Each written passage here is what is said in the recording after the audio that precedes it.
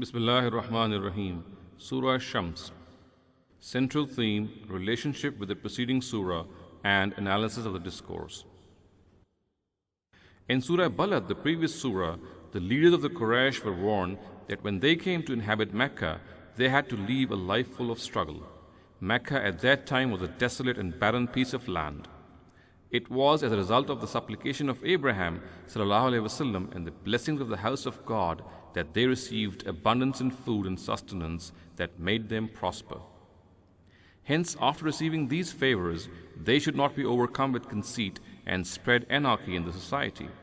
They should remember that the God who has bestowed all these things to them can also snatch them away from them, and no one can stop him from this. In this surah, they are warned of their fate should they persist in their arrogance and haughtiness. The surah begins with the assertion of the fact that this world apparently is a place of opposing forces and elements. However, the Almighty does not allow these opposing forces to exceed their limits, with the result that not only these opposing forces do not collide with each other, they, on the other hand, serve this universe in complete harmony with each other, and it is this harmony which guarantees its existence. Otherwise, this world would have been destroyed in no time. After this, an indication is made of the way a human soul is made. The state of this lesser world, that is the human soul, is not different from that of the greater world. This world is also an amalgam of opposing motives and forces, and the Almighty has also inspired the human soul with good and evil and inclined it towards good and made it hate evil. It is a requirement of this awareness that a person should maintain the balance of his soul and not let evil motives dominate the good ones. If he is unable to do so, he will become arrogant and exceed limits, and the practice of God is that He does not like arrogance and disorder. He gives respite to these things as far as they remain in expedience to this world. When these things cross the bounds, the Almighty destroys them and cleanses His world from people whose existence becomes dangerous for it in their collective capacity.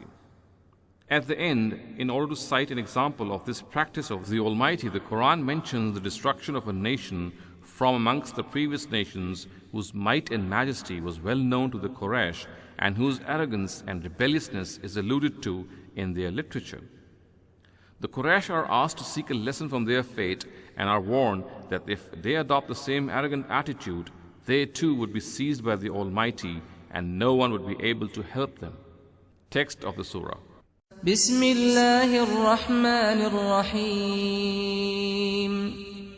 والشمس وضحاها والقمر إذا تلاها والنهار إذا جلاها والليل إذا يغشاها والسماء وما بناها والأرض وما طحاها ونفس وما سواها فألهمها فجورها وتقواها قد أفلح من زكاها وقد خاب من دساها كذبت ثمود بطغواها إذ انبعث أشقاها فقال لهم رسول الله ناقة الله وسقياها فكذبوه فعقروها فدمدم عليهم ربهم بذنبهم فسواها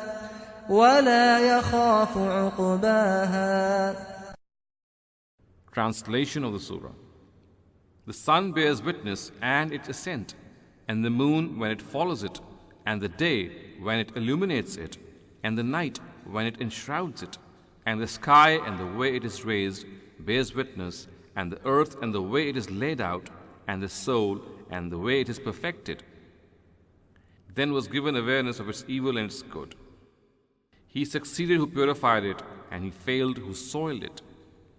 The Thamud denied because of their rebellious attitude when their most wretched person rose. So the messenger of God warned them of the she-camel of God and her turn to drink. But they rejected him and slaughtered the she-camel. So because of this crime, their Lord let loose His scourge upon them and routed them, and He has no fear of its consequences.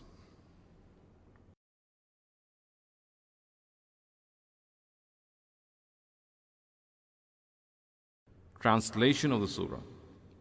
The sun bears witness and its ascent, and the moon when it follows it, and the day when it illuminates it, and the night when it enshrouds it, and the sky and the way it is raised bears witness, and the earth and the way it is laid out, and the soul and the way it is perfected. Then was given awareness of its evil and its good. He succeeded who purified it, and he failed who soiled it. The Thamud denied because of their rebellious attitude when their most wretched person rose. So the messenger of God warned them of the she-camel of God and her turn to drink. But they rejected him and slaughtered the she-camel. So because of this crime, their Lord let loose his scourge upon them and routed them, and he has no fear of its consequences. Explanation of the Surah. وَالشَّمْسِ وَالضُّحَاهَا وَالْقَمَرِ إِذَا تَلَاهَا وَالنَّهَارِ إِذَا جَلَّاهَا وَاللَّيْلِ إِذَا يَغْشَاهَا. The sun bears witness and its ascent, and the moon when it follows it, and the day when it illuminates it, and the night when it enshrouds it. In these verses, attention has been drawn to some manifest physical phenomena which act in complement to each other. The arguments the Qur'an has drawn on this basis of complementarity to substantiate the beliefs of monotheism and the Day of Judgment have been explained in the previous surahs.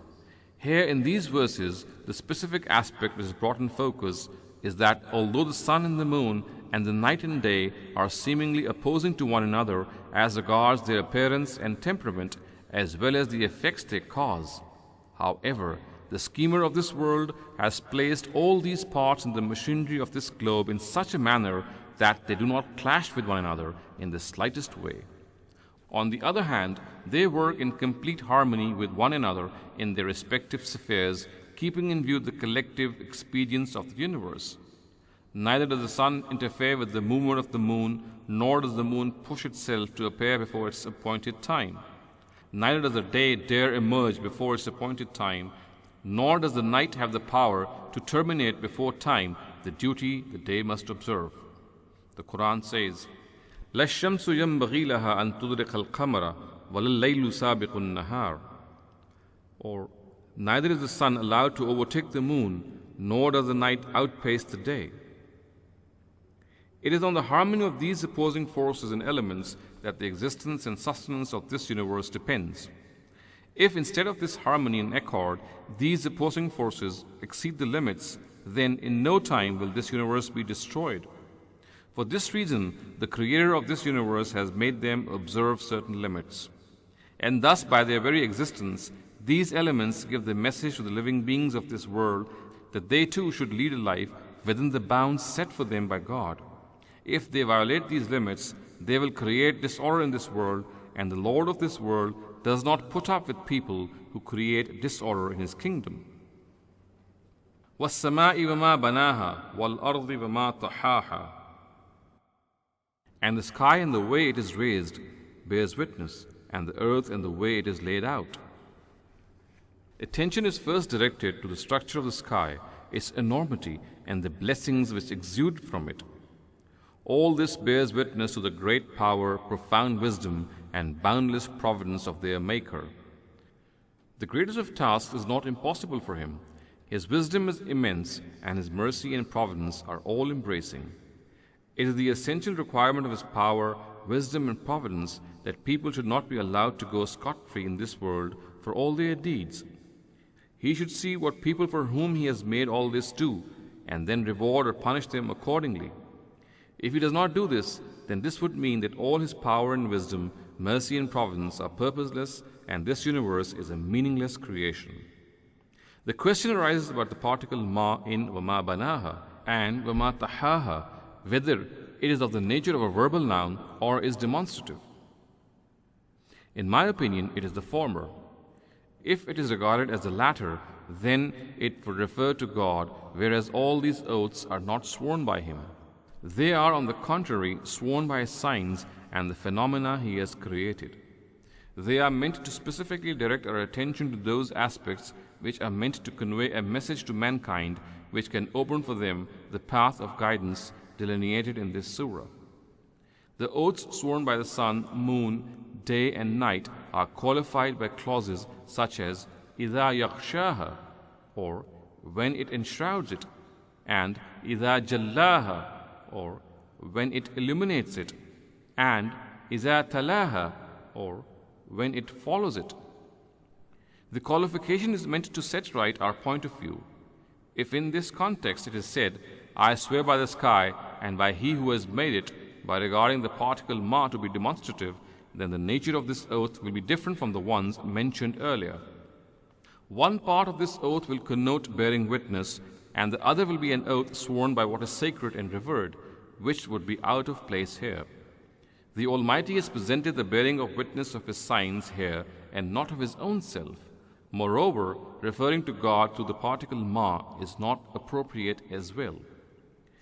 It should be kept in consideration that when the particle ma is used in the sense of a verbal noun, it does not merely convert a verb into a verbal noun, it also directs our attention to the majesty, grandeur, wisdom, uniqueness, and creativity hidden or apparent in the verb. Thus, for example, the words وَمَا بَنَاهَا, which qualify the sky, would mean, and the sky and its amazing structure bear witness. Implied in it would be all the marvels and wonders of the heavens, towards which the Qur'an has called our attention in its varied style and used them as an argument to substantiate its basic premise. It is obvious that if ma is used as a demonstrative noun, then it would not have the capability in it to allude to all this reasoning. Because of this comprehensive nature of ma, used in the sense of a verbal noun, it is quite difficult to translate it. Some Arabs have translated it keeping in view its comprehensive nature.